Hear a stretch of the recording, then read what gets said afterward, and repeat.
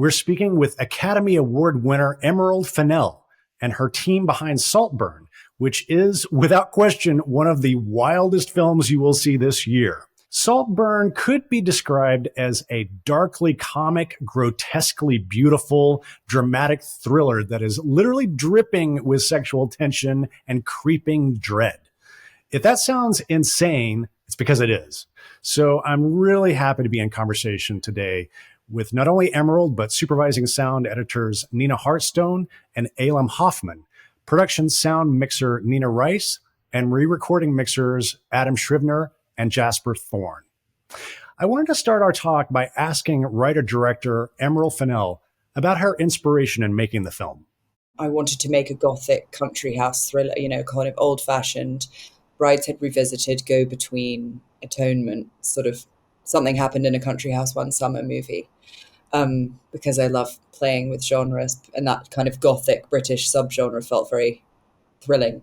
And because of the structure of that genre, you always need to be looking back in time. It's a protagonist who's looking back in time. So I just thought, well, nobody looks good in 2006. That'll knock some of the beauty off proceedings. So yeah. Well, it also saved you from having to deal with cell phones, right? And in quite the same way in smartphones.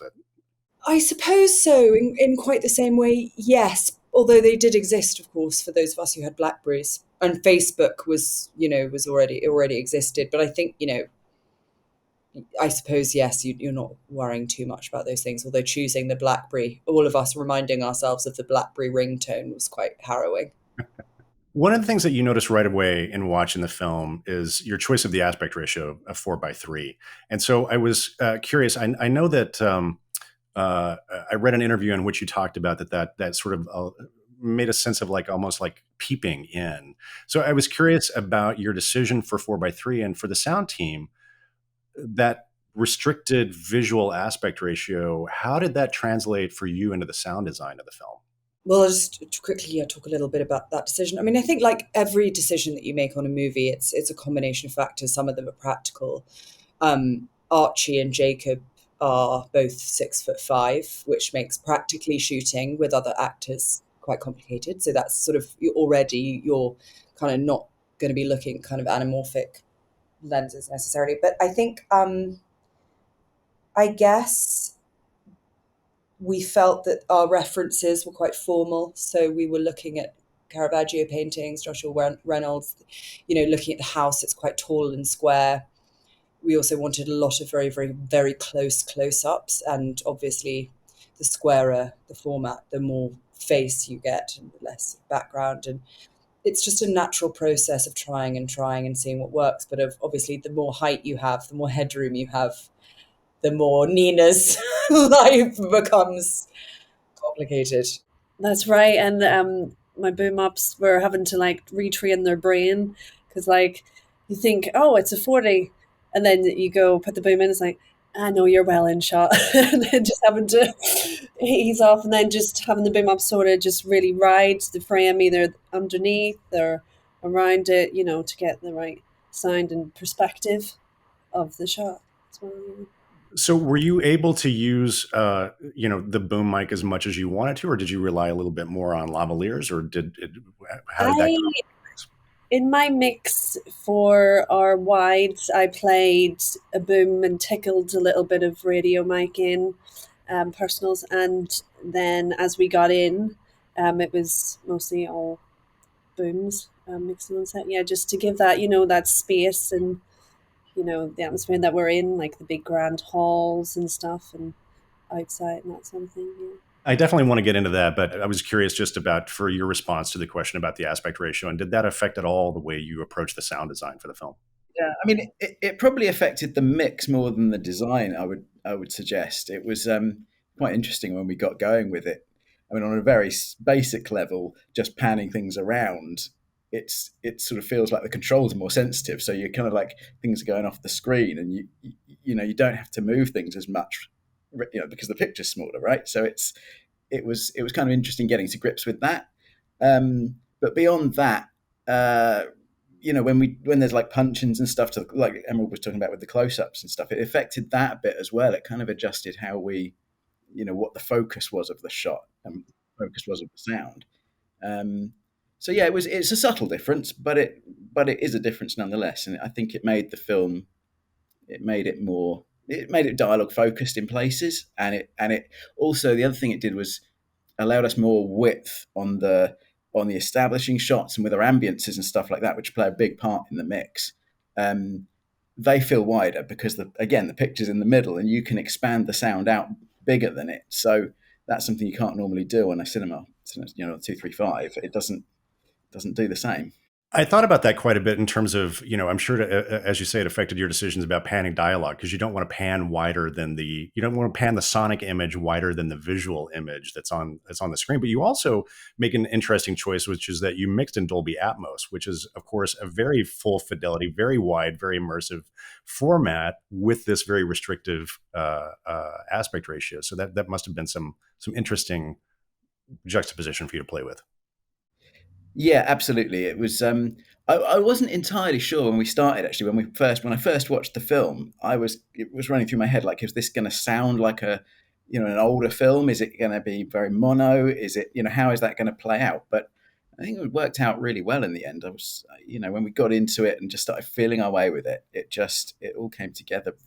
It was totally subconscious, really, in terms of mixing. It just happened that way, and it's really effective, Well, and it's also very visceral, like it's a visceral movie.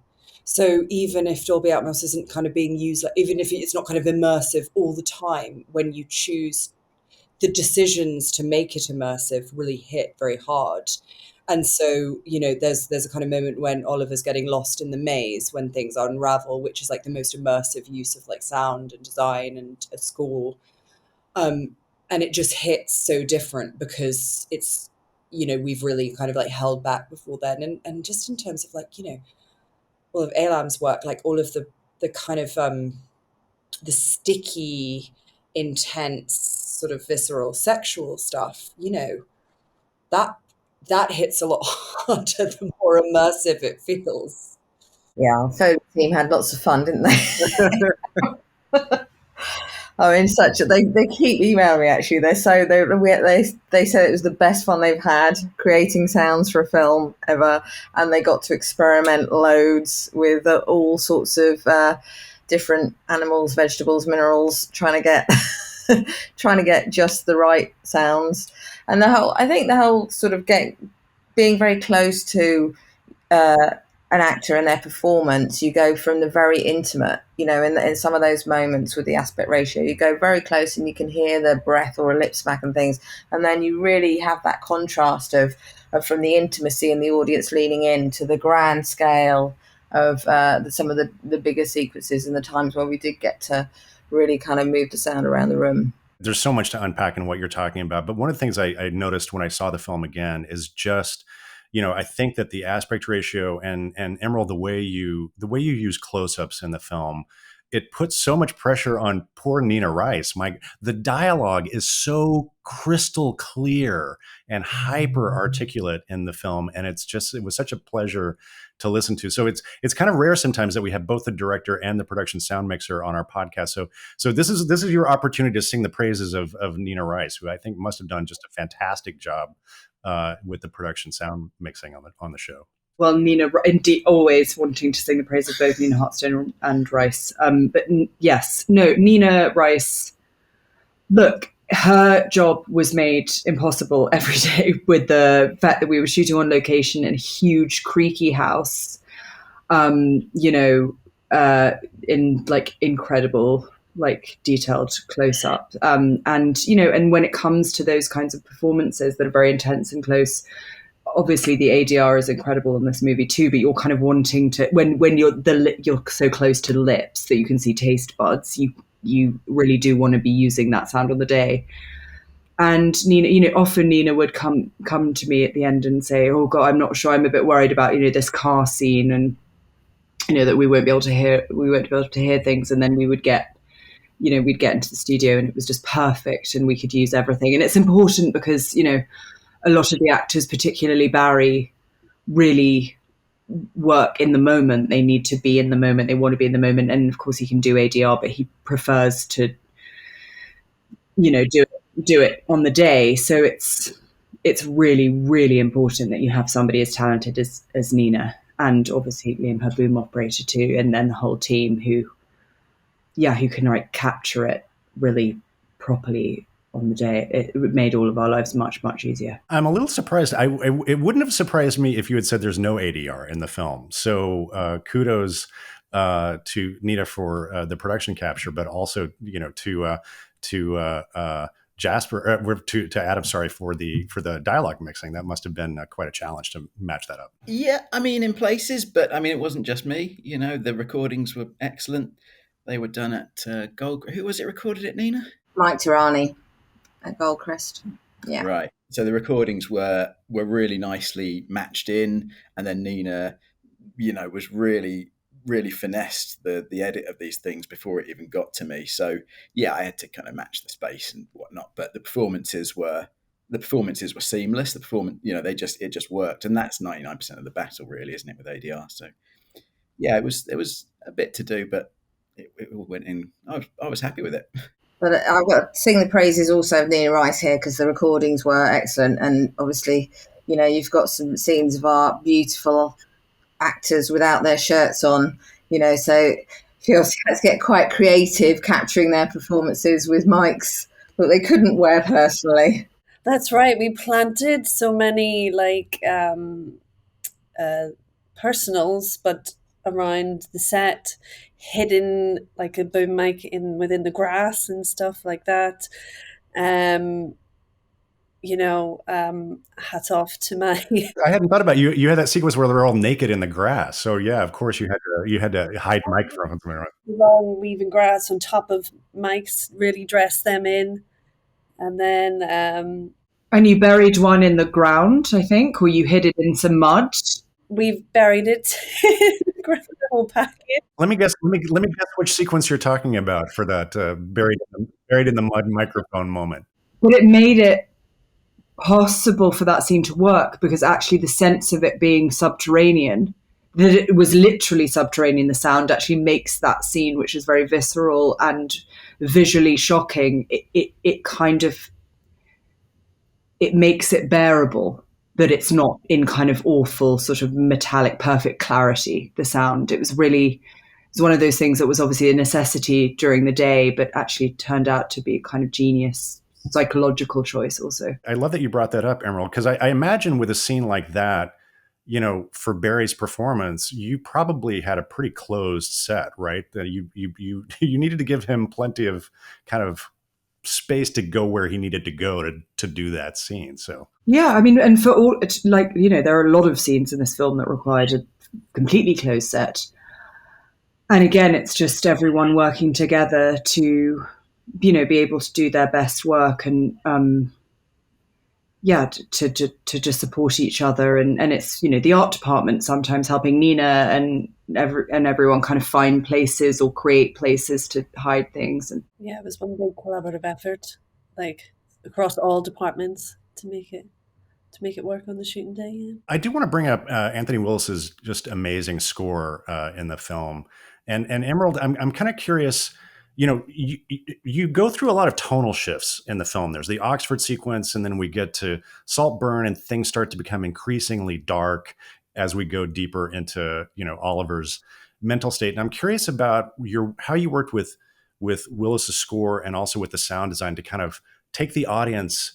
You walk such a tightrope, right? Because as we're learning more about Oliver, it becomes increasingly dark, but I think you use sound design and the score really effectively to kind of lead the audience into that. Can you talk about that? Thank you. Yeah. Well, again, as always, it's just a kind of total group effort. I think part of the job of a director is to sort of make all of us, like, we're all kind of hopefully, like, without wanting to sound too like cheesy, kind of singing from the same hymn sheet, that we all are looking at the same blueprint, and we understand, if it is a tightrope, where how to balance it, all of us together.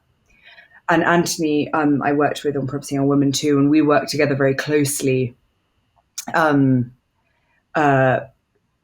because I think for precisely that reason, so much of the score and the sound design, all of it it's the backbone of the film, and it's such an important emotional steer, and a kind of, it's also just as useful in diverting attention from things or giving people kind of, misdirections and all that kind of stuff. And so with Anthony, it started. The movie always started in the script, and then on the day with a scene that we can all probably talk about because it's really difficult to shoot and then do in the mix and everything. The opening shot of the movie that isn't the flashback, which is just a long shot of Oliver walking through Oxford's Radcliffe Camera. It was a huge kind of quad with 250 extras, but it was always set to Handel's Zadok the Priest, which is coronation theme. And, this is a movie about kind of rebirth and coronation and all of that sort of stuff, and who what makes a king, I guess. So with Anthony, the first discussion was, is there something we can do with Zadok? Is there a kind of refrain? Is there something that means that we start and we end really with Zadok? And so I think what he's so brilliant at, what he did with Promising a Woman, and why I love him so much, is I like a theme. I like in many ways, quite an old-fashioned thing, which is a theme. And the great thing about a theme is it's consistent and it can be completely different. So in this film, we have the same theme, whether it's kind of electro over the suckling pig scene, which is really grimy electro, or, the most like over the top romantic sweeping kind of orchestra over the sort of, the stone throwing at Oxford, which is kind of the most romantic, kind of traditionally romantic scene. So that's kind of that's where a theme can really help with that consistency and with playing with tone. But then of course it's also then with everyone else, where do we enhance it? Where do we strip it back? How do we then utilize it kind of to make sure it sort of helps rather than becoming like overbearing, which I think these guys can talk to better than me. Nina and Eilam, I'm curious for you to jump in and talk about, did you have access to the score while you were working on sound design, or, how did you integrate that into what you were doing tonally? We definitely had a good idea of where the score was going, and you would be playing stuff to us as well as the score was evolving with Anthony. And I think we were always very aware of making sure that, and we always do on everything we work on, we always want to make sure that the whole soundtrack is cohesive and that the sound design and the score are complementing each other, along with the dialogue as well, and just making sure that they're always doing what they need to do for you. So whether we lean into the sound design or lean into the score. And I mean, you mixers can probably talk about, we did a lot of work in the mix to make sure that you were actually feeling the sound, feeling the score and feeling the sound design in the room. As a viewer, you're actually almost getting a physical reaction to it, rather than it's just there and matches the pictures. We wanted the kind of the sound to reach out. Yeah, I totally agree. I think there's a few scenes in the film where we kind of lead into it with score and we'll attempt to blend in some sound design, and just let those two elements, in one particular occasion, we let those two things clash and we let them make the scene feel really uncomfortable. It's the happy birthday scene in question. And we kind of worked in these more dissonant tones to really make that scene just as uncomfortable as it is for Oliver. And there were lots of moments where we'd allow those two things to interplay. Jasper, you're talking about the sequence where they sing happy birthday to him with the cake and the score is going. And then, Adam, you punch through that really devastating piece of dialogue when somebody says, I don't remember his name, because it all just drops out when they get to it's a horrifying moment. Terrible. Yeah, and I think the score leading up and sort of running through that, it makes that even more powerful. There's like this beat. That whole sequence has this like beat running through it, and it just doesn't stop. And it's really, the sound design. The sound design is kind of subtle until we get down to the maze, isn't it? That's fair to say, I think. But the music is doing the heavy lifting, and then, as Jasper just said, we do introduce some elements to make it more uncomfortable. But just ignoring all the sound, it's just such an awkward moment. It's brilliant. I appreciate you saying this, and you've been very generous with your time. There's so much to talk about in this film, but I want to wrap up with just a lightning round right quick. Sometimes we like to ask everyone for what's your favorite sound moment in the film, something that when you're watching the film and it comes up, it just kind of makes you giggle with delight. That just fills you with some joy as you listen to the track on the film. Jasper, I'm going to pick on you. Do you want to start? Without spoilers, it's kind of tricky, but at a very pivotal moment, Anthony's score is just incredible. My hairs stand up on my arms every time I hear it. We've played over that scene hundreds, if not thousands of times, and every time it happens, hairs up on the arms. It's harrowing, but beautiful as well. Yeah. So that's it for me. I don't really think I can reveal anymore, but fantastic. Adam, how about you? Bath plug. Now I have a question about that. And Nina Rice, was that production, or was that an ADR moment, or how? What that was such a particular slurp, I would say. But we did put down a few lapel mic right next to him on the bath, just out of shot. So we did. I think it's all production. It is production. It can't not be, because it's so specific. You can't recreate that thing. But at the same time, I think that also these guys did amazing work with the water and the drain and the like gurgling. The stuff that we couldn't obviously do on the day because we couldn't have kind of plumbing interrupting Nina's work. But that all, then again, when it's really exciting, then the bath becomes kind of alive. Then that's kind of breathing too. Like it's never just one thing. It's everyone together always. All right, let's continue our lightning round. We have to wrap up. Nina Rice, how about you? What's your favorite sound moment? My favorite sound moment would have to be when Richard E. Grant's character in one of the scenes goes from a whisper to a shout. And it's just like, boom, and you're like so scared in that moment. But it was just capturing that amazing performance, and you almost jump out of your seat when you hear that piece of dialogue. Such a great performance. Eilam, how about you? The grave moment. For spoilers, we can't for spoilers, but everyone will know. That's all you need to say, the grave moment. There is a moment that never stops making me laugh, and it's when Professor Ware responds to something in a scene, and every single time he makes a particular vocalization, I'm just in pieces. So just going for a joyful, there's so many moments, but we're going for a joyful moment, that is one. Emerald, bring us home. Oh God, I actually think it's when Michael Gavey is eating a crunchy like a beef burger. Just the sound of a crunchy, which for American or non-British viewers is a sort of lovely 7-Eleven style chocolate bar with a very specific crunch. He eats it in such a peculiar way, but the sound of it really draws attention to the peculiarity in it, and I just love it every time. That's brilliant. Thank you guys so much for talking to us about Saltburn. It's an extraordinary film, quite an accomplishment, and just a fantastic track. It's been a pleasure talking with you all today.